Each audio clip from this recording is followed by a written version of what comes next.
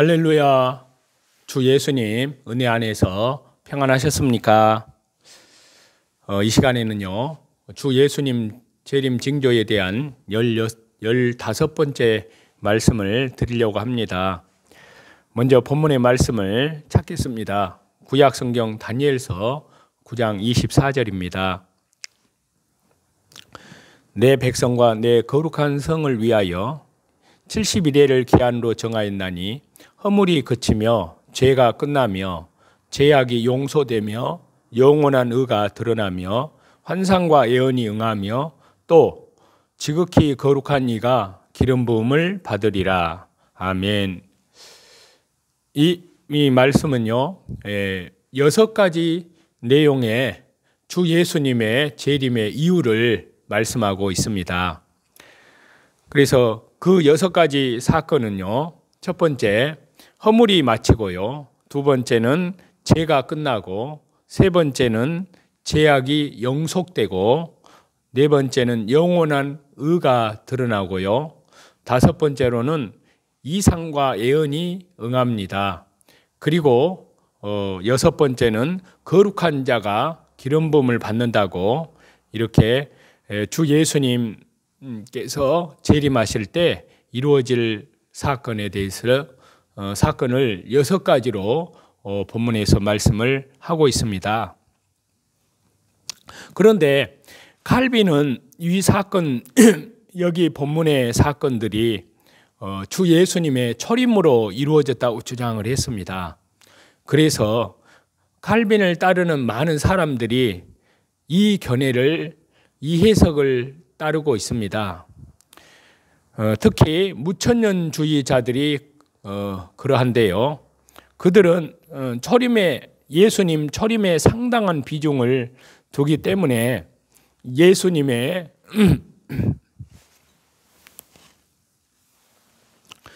재림에 관해서는 말하지 않으려고 합니다.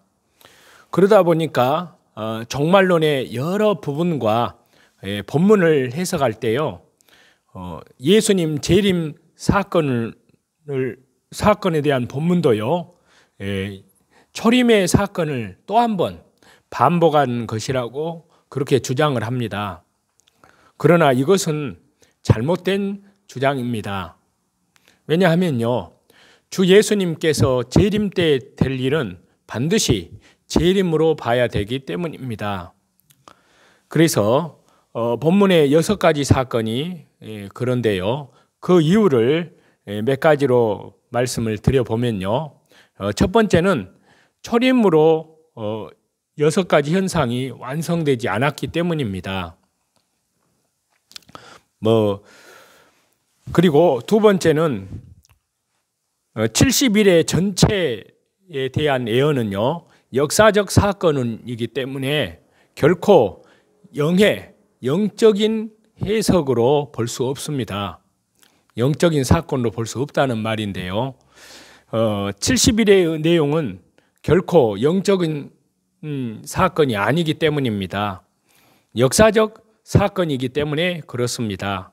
그래서 6가지 현상 역시 마찬가지인데요, 영적으로는 주 예수님의 초림으로 적용할 수 있겠지만요, 원리적으로는 예수님 재림 후에 일어날 실제적인 일이라고 할 수 있습니다. 참고로요, 칼빈은 다른 부분은 육적으로 해석하다가 여기 본문의 6가지 현상은 영적인 해석을 했습니다. 전체가 육적이면 육적인 것으로 해석을 해야 하고요, 전체가 영적인 사건이라면 영적으로 해석을 해야 합니다. 이 면에서 칼빈도 종말론에 대해서는 일관적이지 못하다는 평을 벗기가 어려운데요, 세 번째는 예수님 재림하실 때 이루어질 6가지 이 사건은요, 한 일의 이후의 내용이기 때문입니다. 여기 6가지 사건은요, 한 일의 이후에 이루어질 내용으로서요 분명하고요, 70일에는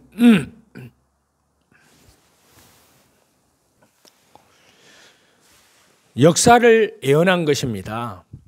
역사 속에 성취가 확고하게 진행이 되었고요. 남은 예언, 한 일에 또한 확고하게 반드시 성취될 사건입니다. 네 번째는요, 여기 다니엘서 9장에 나타난 이 본문의 6가지는요, 예수님 재림으로 이루어질 완전한 구원의 모습이라고 할 수 있습니다. 자, 다니엘서 9장 24절에 기록된 이 사건들, 즉 허물이 마치고 죄가 끝나고 죄악이 영원히 속하고 영원한 의가 드러나고 이상과 예언이 완성되고 거룩한 자가 기름 부음을 받는 일은요, 완전 구원의 모습입니다.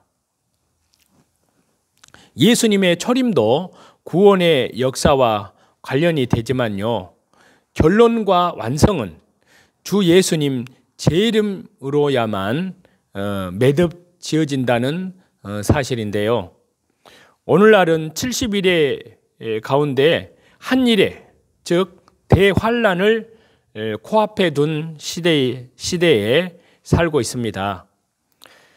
하나님의 구원 달력인 70일을 깨달아야만 종말론 요한계시록의 틀을 이해할 수 있게 됩니다. 이제 70일의 믿음, 70일의 신앙, 곧 주 예수님 재림의 신앙을 우리는 이 말씀을 마음과 양심에 품어야 됩니다. 그리고 이 말씀, 이 신앙과 이 믿음을 가지고 이 시대의 주 예수 그리스도의 이름으로 승리자로, 이긴 자로 굳건히 서시기를 우리 주 예수 그리스도 이름으로 간절히 축원합니다.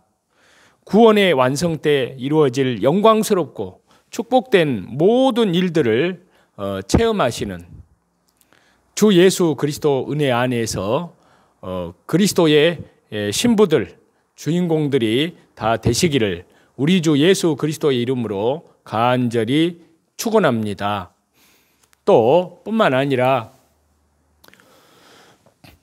주 예수님께서 재림하셔야 할 중요한 이유는요, 예수님의 약속을 이루시기 위하여 반드시 다시 재림하십니다.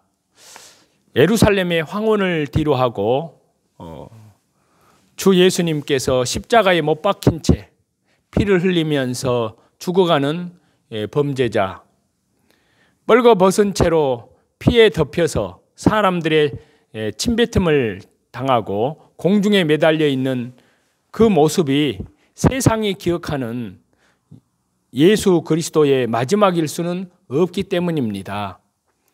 주 예수님께서 부활하신 후에 주 예수님, 그분을 믿지 않는 자들 앞에는 절대로 주 예수님 자신을, 부활하신 주님을 보이지 않으셨다는 사실을 우리는 성경을 통해서 잘 알고 있습니다. 주 예수님을 믿는 수많은 사람이 부활하신 주 예수님을 보았고 또 만졌으며 주 예수님과 친히 직접 얘기를 나누었습니다. 그들은 하나같이 주 예수님께서 십자가의 죽은 자들 가운데서 다시 부활하셨음을, 살아나셨음을 증거했습니다. 그러나 믿지 않는 자들이 그분을, 그리스도를 보았다는 증거는 단 하나도 없습니다. 그들이 부활하신 주 예수님을 만났다면 그 즉시 믿었을 것입니다. 부활하신 예수님을 만난 도마처럼요, 주 예수님, 부활하신 주 예수님을 만난 사람들은 모든 의심이 사라졌습니다.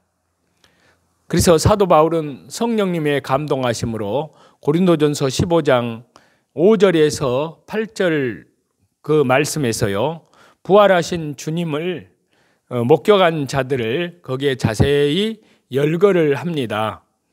자,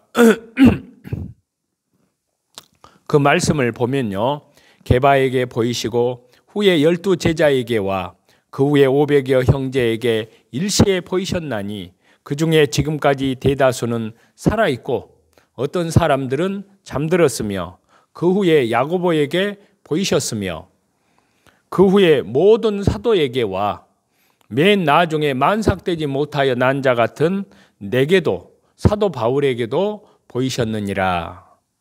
자, 이렇게 말씀하고 있는데요. 이 말씀 가운데 주 예수님을 믿지 않는 사람은 단 한 명도 없습니다. 그래서요, 세상이 마지막으로 주 예수님을 보았을 때 주 예수님 그분께서는 십자가 위에서 온갖 수치와 고통을 당하고 있었습니다.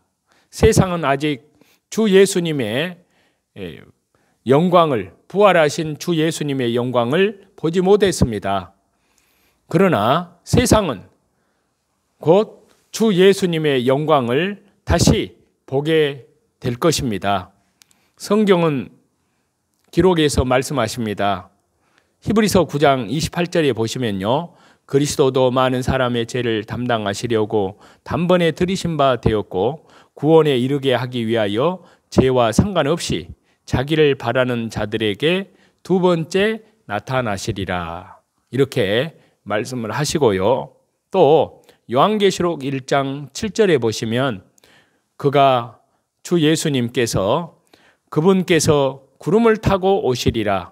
각 사람의 눈이 그분을 보겠고 그분을 찌른 자들도 볼 것이요 땅에 있는 모든 족속이 그분 주 예수님, 부활하신 주 예수님, 다시 재림하시는 주 예수님으로 말미암아 애곡하리니 라고 말씀하고 있고요.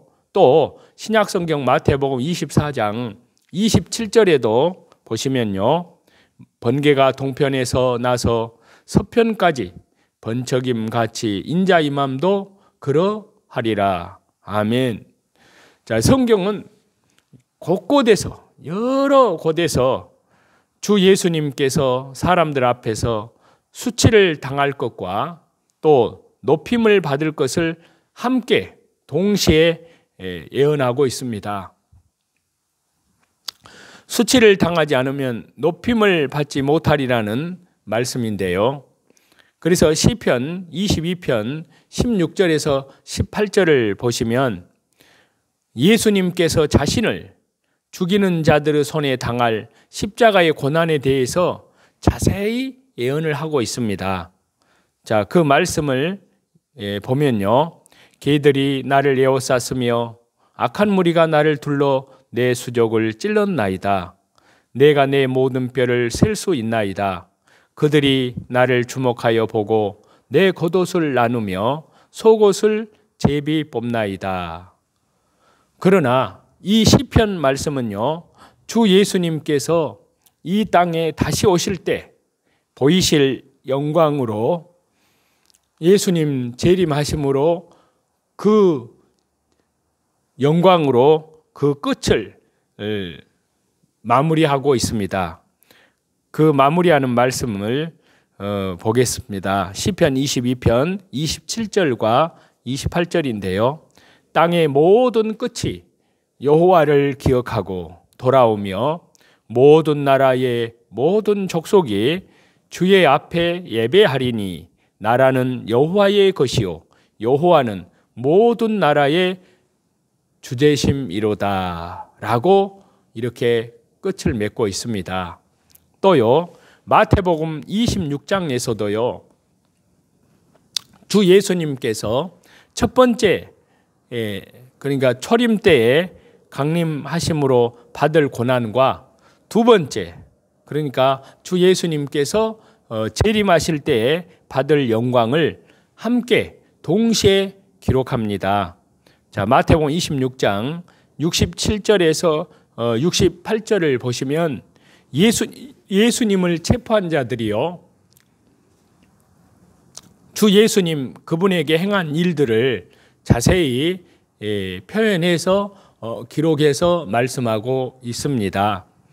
자, 그 말씀을 보시면요, 예수님의 얼굴에 침을 뱉으며 주먹으로 치고 어떤 사람은 손바닥으로 때리며 이르되 그리스도야 우리에게 선자 노릇을 하라. 너를 친 자가 누구냐 하더라. 자, 그들은 주 예수님을 조롱했습니다. 주 예수님을 모욕하며 주 예수님의 턱에 있는 수염을 잡아 뜯고 수치를 주었습니다. 그리고 결국에 주 예수님 그분을 십자가에 못 박아 죽였습니다. 이것이 세상이 기억하는 주 예수님의 마지막 모습이 아니던가요? 이 땅에 계실 때 그분이 주 예수님께서 보이신 마지막 모습이 아니던가요?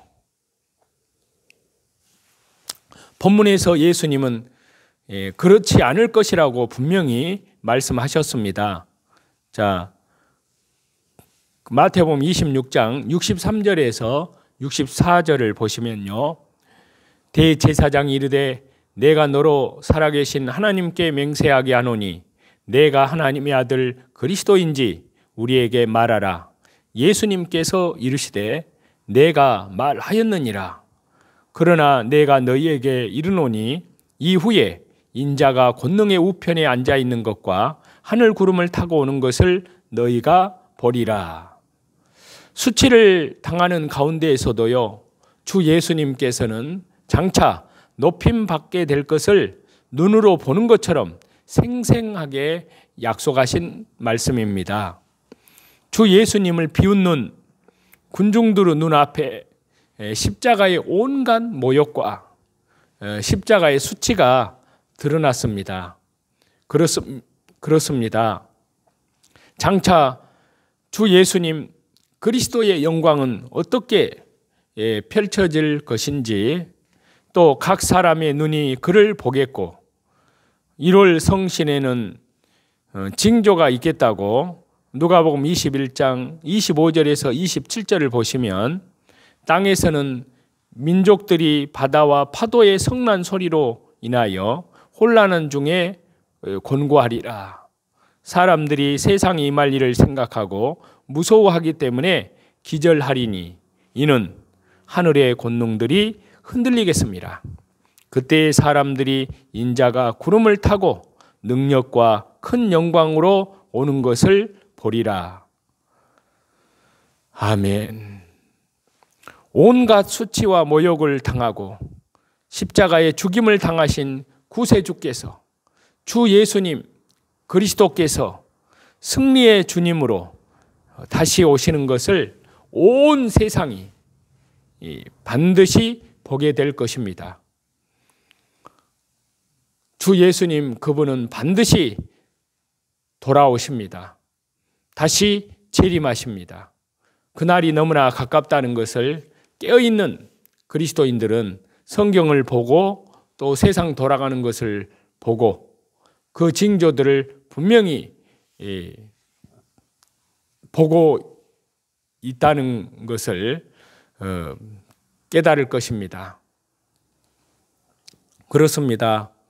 이럴 때일수록 그리스도인들은 이 땅에 소망이 있는 것이 아니라 다시 오시는 주 예수님의 그 영광 앞에 소망이 있기 때문에 더욱 하루하루를 날마다 자기를 부인하고 날마다 자기 십자가를 지고 말씀 중심으로, 기도 중심으로, 예배 중심으로, 교회 중심으로, 가정에서든지 직장에서든지 일터에서든지 또 학교에서든지 또 사업의 현장에서든지 어디에서든지 항상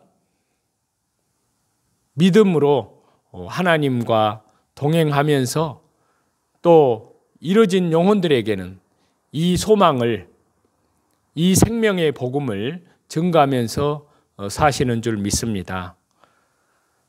그러한 저와 여러분이 다 되시기를 다시 재림하시는 우리 주 예수 그리스도 이름으로 간절히 축원합니다. 찬송 드리시겠습니다. 제약의 사슬에서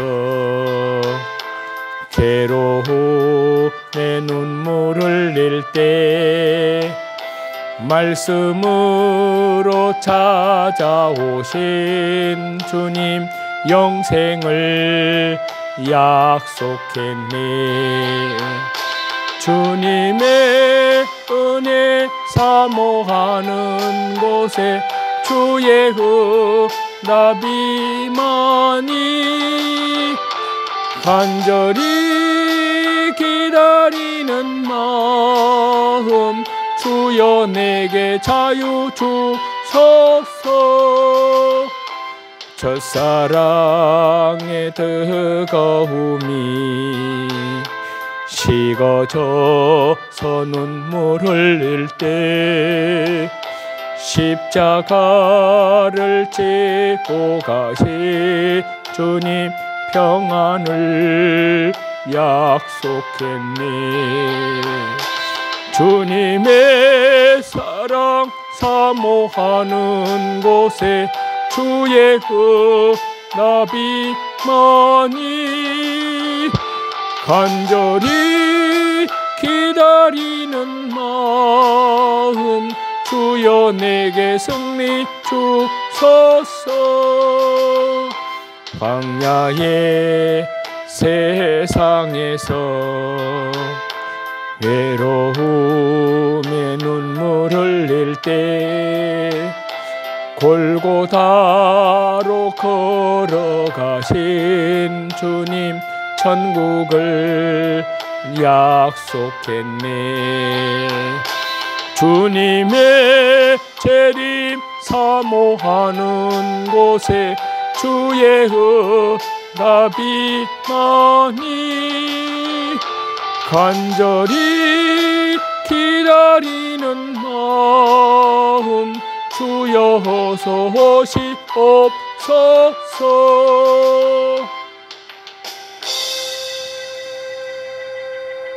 모든 찬송과 경배와 존귀와 영광과 감사를 우리 성삼위일체 우리 하나님께만 돌립니다. 감사합니다.